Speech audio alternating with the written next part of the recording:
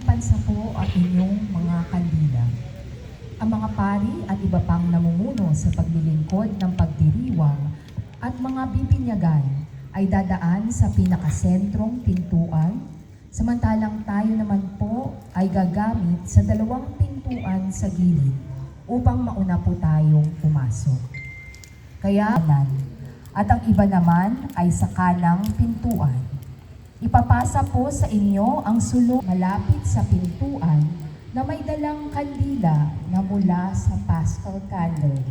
Ang sulok na sisindi po sa inyo.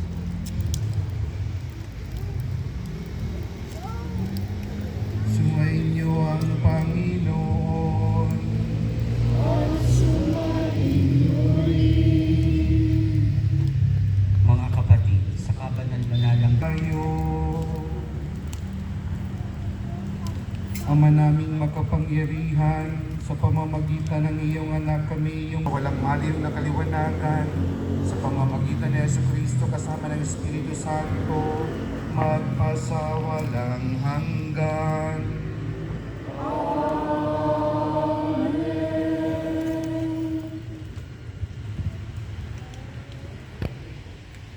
Ang tanda ni Kristo, ang Panginoong muling nabuhay.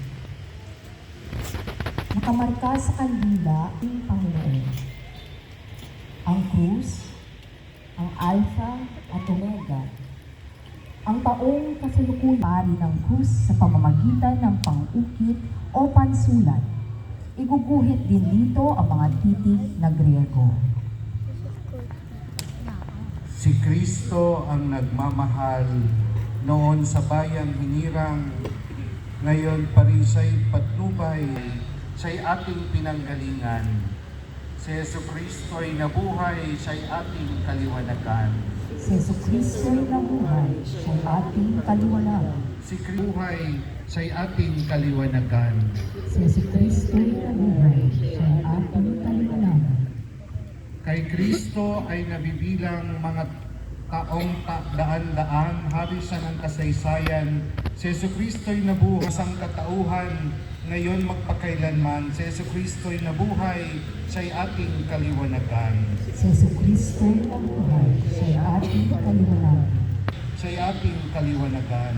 Si Jesucristo ay nabuhay, siya'y ating kaliwanagan. Ang mga sugat sa paang kanan, si Jesus ay nabayubay sa krus na kinamatayan. Si Jesucristo ay nabuhay, siya'y ating kaliwanagan.